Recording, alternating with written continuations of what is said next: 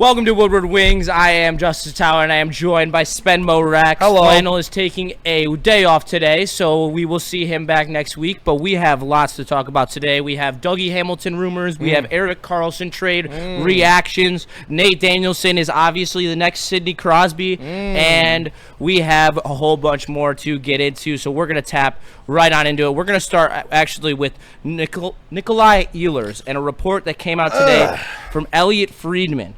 You hate to fucking see it. You really do. Nikolai Ehlers, Winnipeg wanted to keep him. Washington went hard. Utah made a pitch. Colorado made a pitch. Detroit wanted to, but were told no. Yikes. And I heard Seattle was interested as well.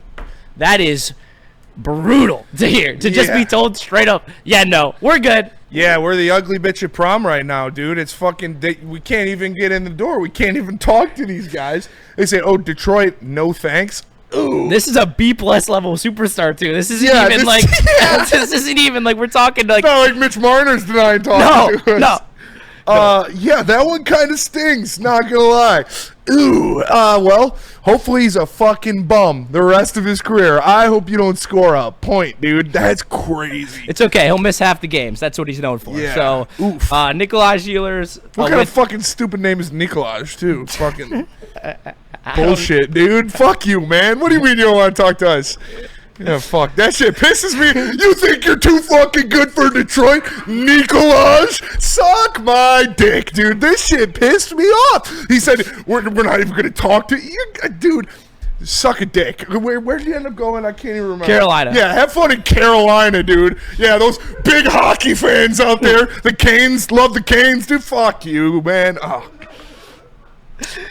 I liked Carolina, too. I did. But no, I can't like him because it's okay. He'll enjoy his second round and third round exit every year for the next 7 years. Enjoy all those inbred cousins cheering for you at fucking games, dude. Fuck.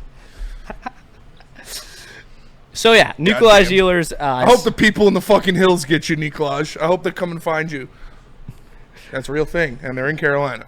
It is a real thing, but a real thing also is the Red Wings' interest in Dougie Hamilton. Dougie Hamilton is a 31-year-old right defenseman who is making $9 million over the next 2 seasons. He has a 76% projected WAR. He is an offensive defenseman, and he is a very good offensive defenseman. He is, I wouldn't say a liability on defense because we're not talking about the level of pylon that Erik Karlsson is. Yeah. But he's not as good offensively as Erik Karlsson. No. So it's a give and a take.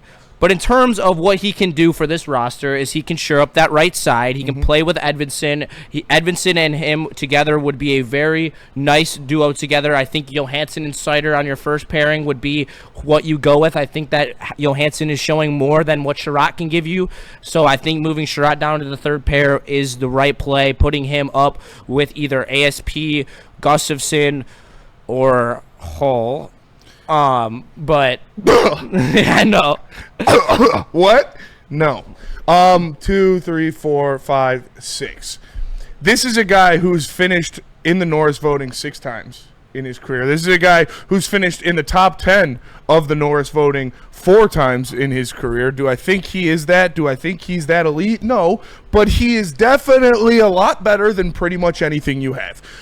Again, when we talk about Karlsson, we talked about a guy that would immediately point guard your power play, and that's exactly what Dougie would do as well. Much cooler name than Nikolai, by the way. Dougie, cool name. God, this proposed trade for him is a steal too. Okay, what is the proposed? Who's it from? It is from Elliot Friedman. Heavy Cole Shelton. Okay. Of Heavy, the Heavy Network. Yep. The Red Wings received Dougie Hamilton with no cap retained, so you are paying his full $9 million freight. That's fine. For Michael Rasmussen, Justin Hall, and the 2026 first-round pick. Dude, there's no way. I would shit my pants. Like, listen, I was on the Moose train. I liked Rasmussen. I was battling for Rasmussen. Guy doesn't have it. Can't stay healthy, and when he's healthy, he's not an asshole. I love his size. I would say I love his penalty killing ability, but that was pretty fucking trash last year, so I can't even say that anymore. Yeah, I would do that trade in my sleep. That solidifies your top 4 defense, and it gets rid of the worst player on your team, maybe the worst player in the NHL. Justin Hall, not Michael Rasmussen.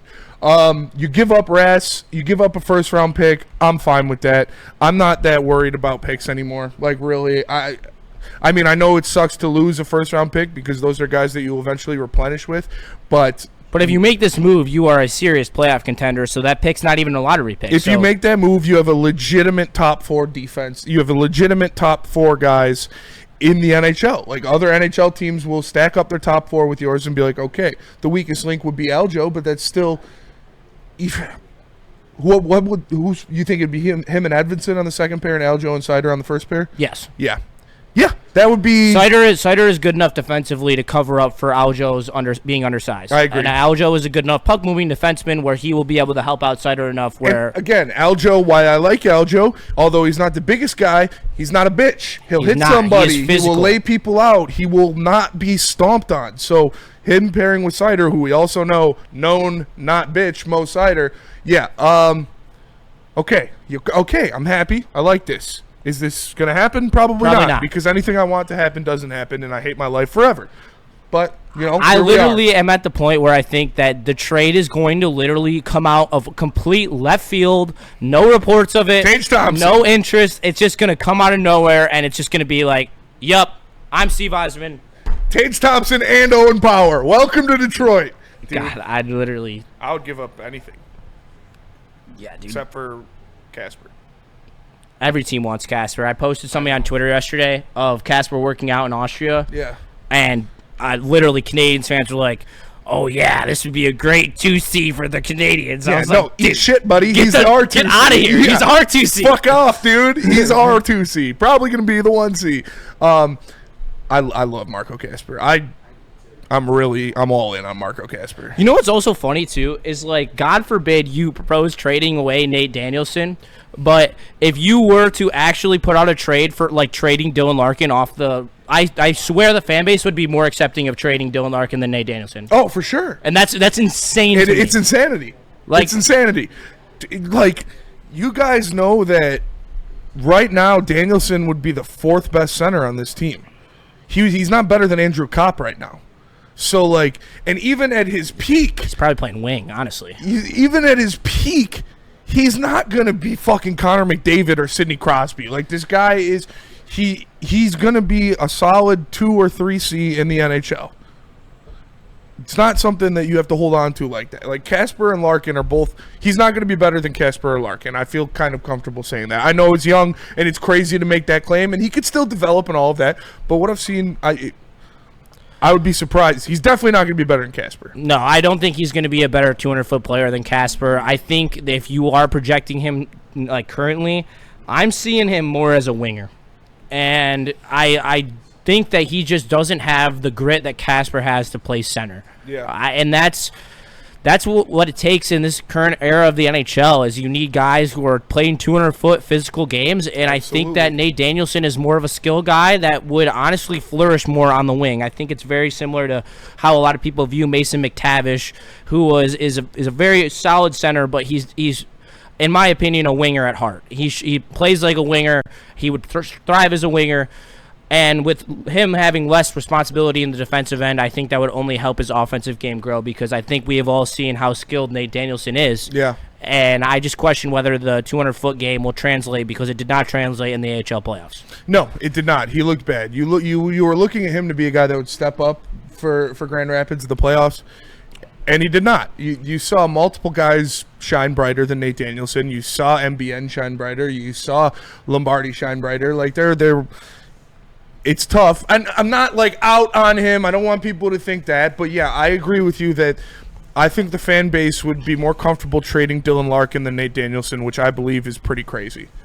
It's utterly insane. I think it's if Danielson becomes a 30 goal scorer in the NHL, you'd be really fucking happy with that. 100%. That's what Larkin is. So I don't know. I don't know, man. I think Red Wings fans are very confused right now. I think this is a very strange time for a lot of us, and a lot of people are scared. And you're not wrong to be scared, because shit's not looking great. You've got Nikolaj Ehlers saying no. You've got, maybe, if we get Dougie Hamilton, something's got to happen. I'm holding it together by a thread right now. I am holding it together by copium, and today this will be yesterday on Wake Up Woodward when you guys are seeing this. I was asked if it is a failure of an offseason for the Yzer plan, and is Yzerman on the hot seat if they don't make the playoffs last year? And as He much should be, but he's not. He's not going to be. And that's what I told him. I was like, you guys have to realize what is in the prospect pool, where his timeline is at. And the timeline doesn't technically start until ASP, MBN, Danielson, and are all in the NHL. And then Augustine soon to follow after. That is when the Yzer plan will come to fruition, when all of those guys are on the NHL roster. And he is not willing to trade any of them. I think we have proven that at this point in time, that he is unwilling to leverage any of those prospects for players that can help the team now. Yeah. And I think it's kind of stupid. I mean, obviously Steve Yzerman knows a lot more about hockey than I will ever know, but holding on to all of those guys is great, but we're drowning over here, Stevie. And some of those guys aren't turning out as you would hope they would be. Some of those guys aren't progressing as you hope they would be when you look at a guy like Sebastian Cossa. When you look at a guy like Jonathan Bergeron, who was supposed to be, not maybe top 6 adjacent type of wing scorer. I think he kind of is what he is. He's a bottom 6 guy. You've got a lot of those that are starting to spoil, and I know all of the best ones are still coming. Like ASP and MBN and Danielson and Booch. Who knows when Booch will be here? He said recently it's looking like next year. I mean, great, but what if Russia just says no? There's literally nothing you can do about it. Well, his contract's over. He would have to re-sign in Russia, which is a possibility. But dude, I'm telling you, he just came out and said he expects to play in North America next year. So I'm going to take him at his word. I don't have a reason to believe that he's lying, but anything can happen. That's what, dude. They can just literally. He looked nuts in the KHL All-Star game. He did. Oh my God, I was watching that. He's such a clean puck handler. He's like 21. Yeah, 21. He will come in and he will be a top 6 forward for the day he steps on Red Wings ice. Hopefully it's next year. I love that kid. We were watching his highlights a couple weeks ago, and it's scary to see what he can do. It makes me nervous. You don't know anything can happen with Russia. 100%. So if the Yzer plan is enacted and ASP's a stud and Booch comes over perfectly, no hiccups, and Danielson's a top 6 guy, sure, it would look great. That's betting on a lot of things to work out rather than maybe getting rid of a couple of them for a proven factor. But, whatever. I still think he's going to make a trade. I do. He has to. Yeah, I have to believe it. I have to. There's not really a choice. But one thing I do believe for certain is the ASP hype. And we know this. We've talked about it. And Steve Yzerman came out on last week when he did his presser and said that ASP will have every opportunity to make the roster through camp, through preseason, and that's something that I've been telling you about, and people have been hesitant to believe me on that this kid has a chance to play in the NHL from the jump, and if he's not playing from the jump, he will play at some point in the season. He will make his debut this year, and it's just a matter of when. And if they want to slow play him and put him in the AHL for a little bit, watch him dominate, that's all good. I'm completely down for that. But there will be a point this season where he is on the roster. Yeah. And everyone, literally everyone, will witness. No, I'm taking my victory lap because everyone for the last 6 months has told me to pump the brakes, that he is not going to be on the NHL roster next year. He is going to spend an entire year in the AHL like Sider did. Mm-hmm. No, he is not. He will play in the NHL this year. Yzerman is. Are you putting your beard on it? No. Put your beard on it. No, I'm not putting my beard on it. I'm never wagering the beard. You gotta wager something. You gotta put something. You're taking your victory lap for something that hasn't happened yet. You gotta put your money where your mouth is. I will buy an ASP jersey as soon as he debuts. You're gonna do that anyways. No, I'm not. You gotta put something on it. We can come back to this next week. We'll circle back.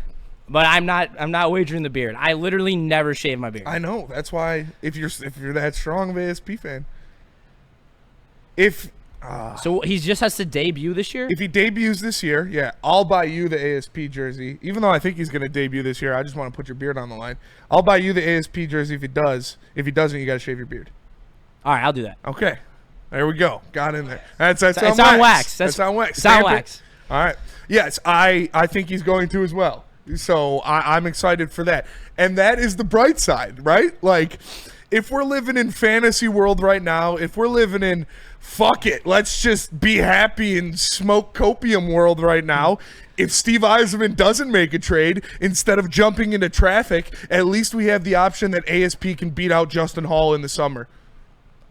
And at this point, that's what you have to look forward to. Until they actually make a trade, we are literally dealing with mass amounts of copium. That's probably the most copium thing I've ever said in my entire life.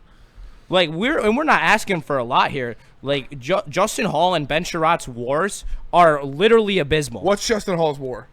It is a 46% war, but that's in terms of a third liner. Yeah. That's not in terms of a first liner. So he is with a 45 defensive war.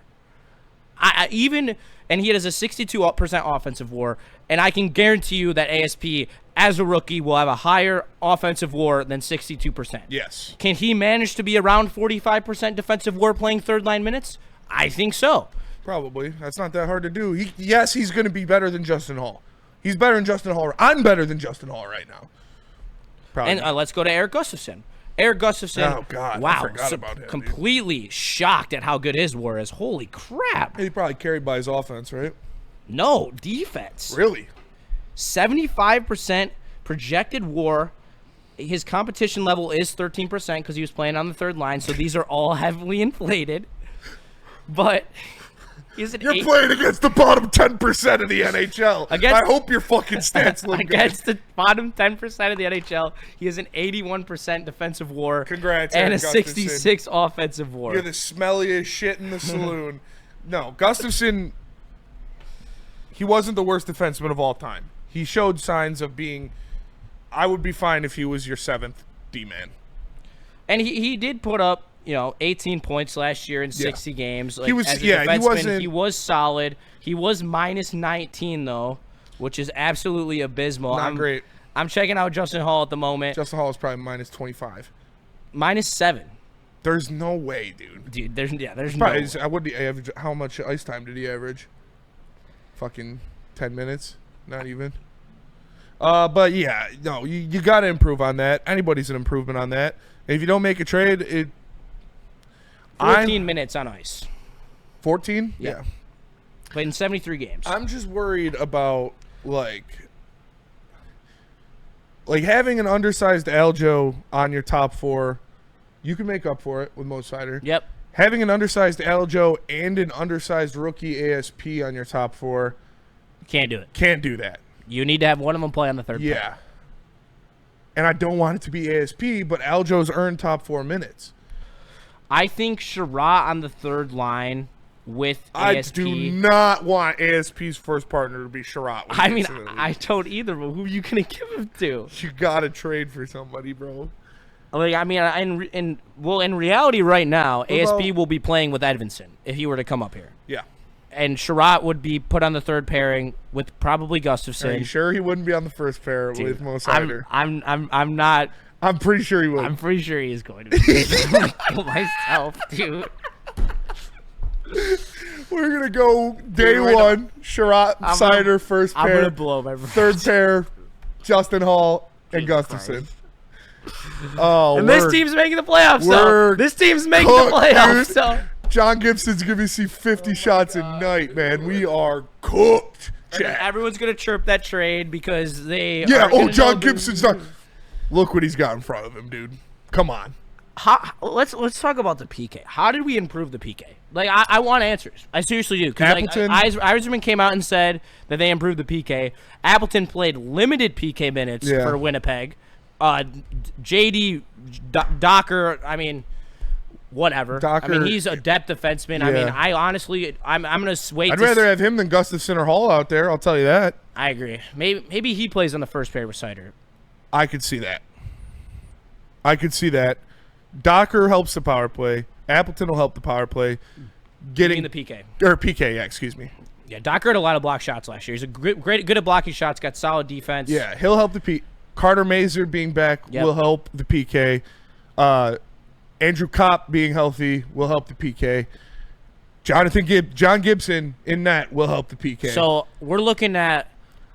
And I really liked how they solidified the bottom six with JVR. So do you think Raymond is no longer on the PK? He shouldn't be, no. I agree. I think I would rather have him use his usage on being an offensive beast this year. He does not need to worry about I think that the penalty kill and no line specific. We need Soda to step up. Yep, 100%. He's just not ready, though, yet. No. Larkin and Appleton. Yep. With... See, Mazur and Kopp, but I also want Casper in there. I want Casper becoming because he should be a PK guy. Yeah. He is a very good. I would honestly put Casper instead of Larkin. I think there's a debate there. Casper and Appleton, and then Kopp and Mazur. That would be my. And it would take Larkin's usage down. So hopefully his offensive... Larkin and fucking Raymond don't need to focus on penalty kill. They need to focus on continued sustained offensive 100%. success for an entire season. I don't need them burning themselves out on penalty kill. And Larkin's good. You know, Larkin's pretty good. He's scrappy. He'll do that. It's only a 37% PK war. Yeah, our guy Marco Casper will be better in that position than Larkin. He's bigger, he's more physical, and I think he's more of a rat than Larkin. Yeah, so I would agree with that. I would do Casper and Appleton, and then I would do Kopp and Mazur, and I think that is much improved than what you're going at last year. Maybe if you have Rasmussen still, maybe you put him out there. We'll see, but I would put Casper as my first center on the PK. I would take Dylan Larkin and Raymond off the PK, let them focus on sustained offensive success for an entire season. I think that's a great plan, and I think that's something that has to be explored. Yeah. And something that should be explored is a Larkin trade, because I did just pull up his advanced metrics. What do you think his projected WAR is? What percentile of players is he in? You got to think he's playing with the upper echelon of the NHL. 98% competition rate. I would say 25%. What do you mean? Why would you say 25? That's way too low. I thought it was going to be bad. You made it seem like it was going to be really bad. Really good. Really good? Yeah. Really? Okay. 95 projected WAR. No way. 95 percentile of NHL players. Wow. But people want to trade him and keep Nate Danielson. Okay, yeah. I thought you were going to say. I thought you. No. Okay, you set that up like you were. Sorry, I didn't mean to. I didn't mean to lead you into 95% of the top 98% of the NHL. He is in the 95th percentile in the NHL in terms of WAR. In the top. So top 5%. And he plays the best of the best. Yes, he's got 98% competition rate. That is impressive. Yeah, I mean Larkin's never been the problem. I don't understand the Larkin. It's because he wears the C. 100%. It's because he wears and we've talked about a 1C. You want your 1C to be a McDavid or somebody like that. That's never going to be what Larkin is. Larkin could be a 1C on a team. Like we saw both of the best sides of Larkin in the Worlds. Like when he was on that third or fourth line and he was just being a rat and just doing a bunch of stuff, he looked really good. And then when he got bumped up to the first line and he was playing with Tkachuk and Eichel, he looked even better. Yep. So he can be a 1C on a good team. You need elite talent around him. Kind of like Jared Goff. Yep. And a very comparable player who is brought up in conversation against Dylan Larkin all the time is Nick Suzuki. Yeah. What do you think Nick Suzuki's projected WAR was? 82%. 94%. Okay. So, like, the player he is compared to most, who... I mean, that's splitting hairs. 95, 94. I know it is, but in terms of Nick Suzuki, everyone wants to talk about how his offensive much better he is. Yeah, his offensive production got better this year, and that's because he got a lighter role on the PK this year than he has in the past. Yes. It is something that is transitive and that I think the Red Wings desperately need to explore for Raymond and for Larkin because... I think it makes so much sense. Like, you don't want them using their energy on the penalty kill. They are supposed to be the two guys that are going after 40 goals other than DeBrincat. And neither of them are particularly great on the penalty kill either. Yeah. So I would say average at best. Yeah, average at best. Like, Larkin's good. Larkin's good. Larkin's good. Raymond's average Raymond's average at best. I think you can replace those guys without... and improve your penalty kill while improving their long-term success in a season. Like, especially when you're a team that takes so many penalties. Having those guys out there for extra minutes when they could be sitting on the bench, resting and ready to attack the next time they're on the ice doesn't make sense to me. Hopefully that is something that Todd addresses in the offseason. Coach McClellan. Sorry, I don't know him on a first-name basis.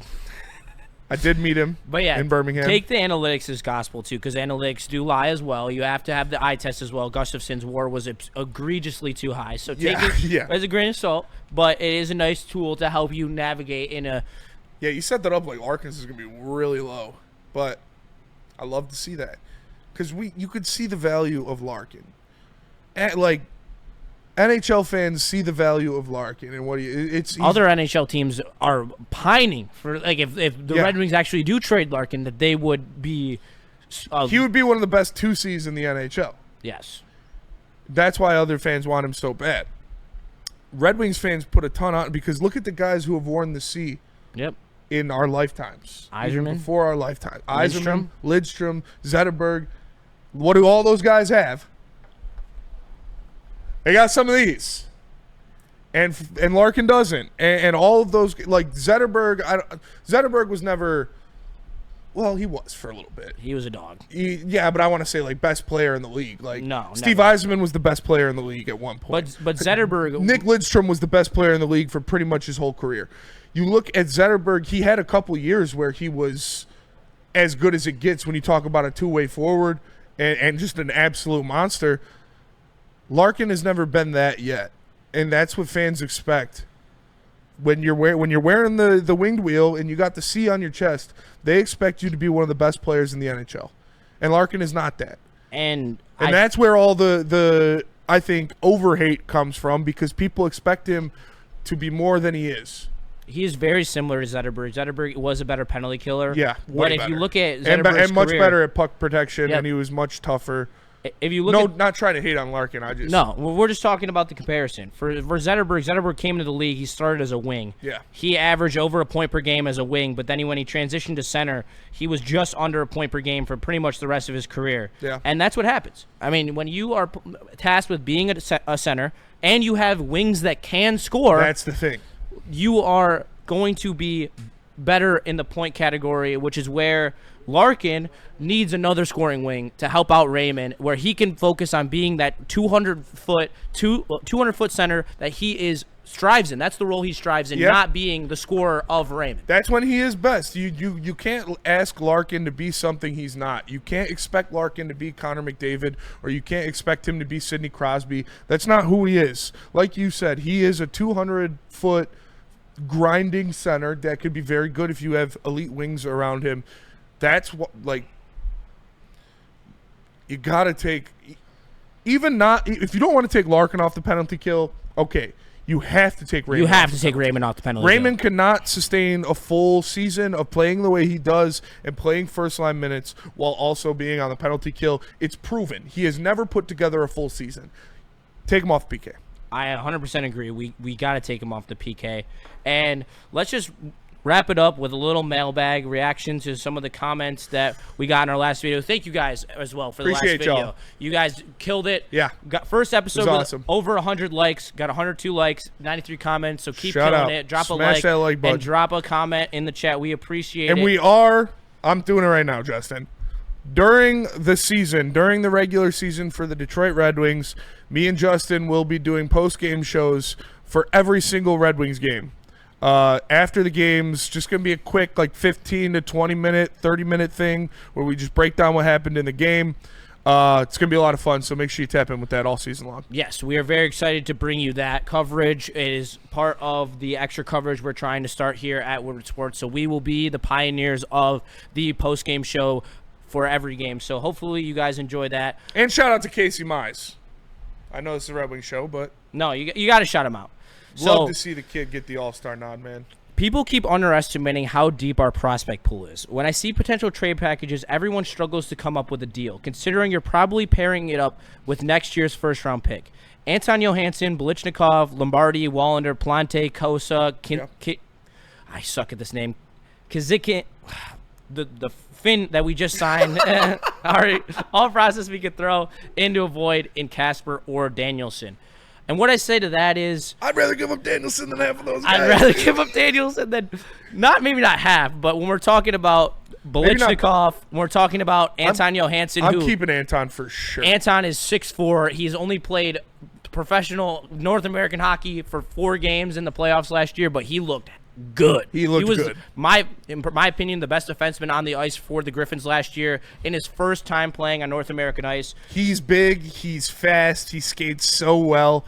Yeah, you're keeping him. I'm keeping him over Danielson. I'm keeping Booch over Danielson too, for sure. But I mean, the rest of them, yeah, if you can get rid of them instead of Danielson, for sure, I'm there. Like, you want to get rid of Lombardi, Wallander, Plante, Kosa, go ahead. Those guys aren't moving the needle for anybody. No. Good show. First time listening. I like to hear your guys' top 6 and top 4 choices. Thank you. We did a lot of work last week trying to give you realistic trade scenarios to copium with, honestly.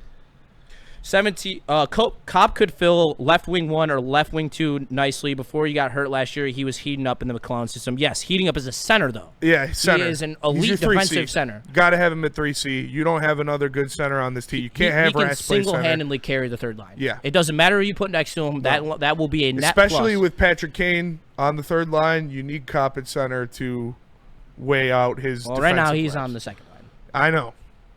But he's not going to play on the second line this year. I hope because we're going to make the playoffs, so Patrick Kane cannot be a second liner. I agree. If Elmer Soderblom plays 82 games, he could score 20 goals or more. Why sign another just 20 goal scorer? I don't know about that. I think that's a little aggressive. That is aggressive. Even when he had first line minutes last year, he still only managed to put up, I believe, 9 goals.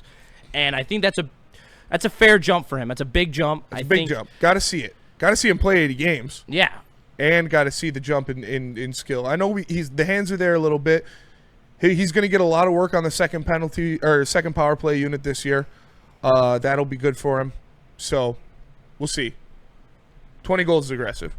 We 100% agree with the guy in the middle on Rossi. Eisman chose the Casper instead of Rossi for good reason in that draft year. 100%. Yep. Shout out to you. I appreciate the love. What are the names? You're not reading their names. Oh, that was watching HB7PB. The other ones were user QS5. Don't gotta read those names. Get a name, dude. No, IT Hips are probably saving money for next year's free agency, but cap doesn't turn over, so it doesn't really matter if they do so. Does not matter. So last night. Finally, someone gets what I was saying about Bergie making more than Soda is absolutely mind-boggling. Yeah. Bergeron, I'm pretty sure, is just here for trade filler. If they make a deal, Bergeron's going to be a part of it. Carter Mazur is injury prone. You don't really know that. He had a freak accident in his first game as a Red Wing. It sucks, but it is what it is. Yeah. Appleton sounds like a Chris Draper comp. He also missed open nets and breakaway chances. If that's the case, then it's a nice addition to the fourth line. It is a solid addition. It's a good JVR and Appleton were good for the bottom 6. Now you need top 6. Wouldn't pay Ghost for $3 million, but yeah, let's get Karlsson. Karlsson is 5 times the offensive defenseman. Karlsson is so much better than Gostisbehere. It's not even funny, dude. Come on. They're both absolute pylons, so who cares? And oh man, that's crazy.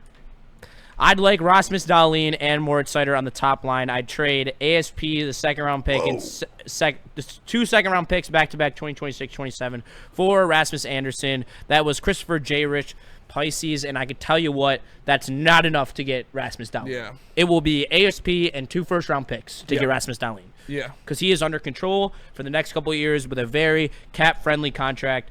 So, like, would I like that? Yeah, I would love Dahlin and Seider. Am I willing to give up ASP for it? Yeah, but not everything. ASP and 2 first-round picks, though? No. I think that there are better moves that are more valuable to this roster by how much capital you will be giving up for the return. Yep. Like that Dougie Hamilton trade. Dougie Hamilton would be nice. Yeah, and I think Dougie Hamilton or Erik Karlsson would be nice. 100%. Well, thank you so much for tapping into Woodward Wings. We appreciate it so much. Drop a like, drop a sub. We are so excited to bring you more Wings coverage as hopefully it gets more exciting as the trade market heats up. And we will continue to give you all the copium that you need, desire, and want. So thank you so much for tuning in. We'll catch you next week on Saturday. Shout out to Nick Tarnasky, dude. Beat the fuck out of that guy. Shout out Nick Tarnasky. Woodward Wings. Peace.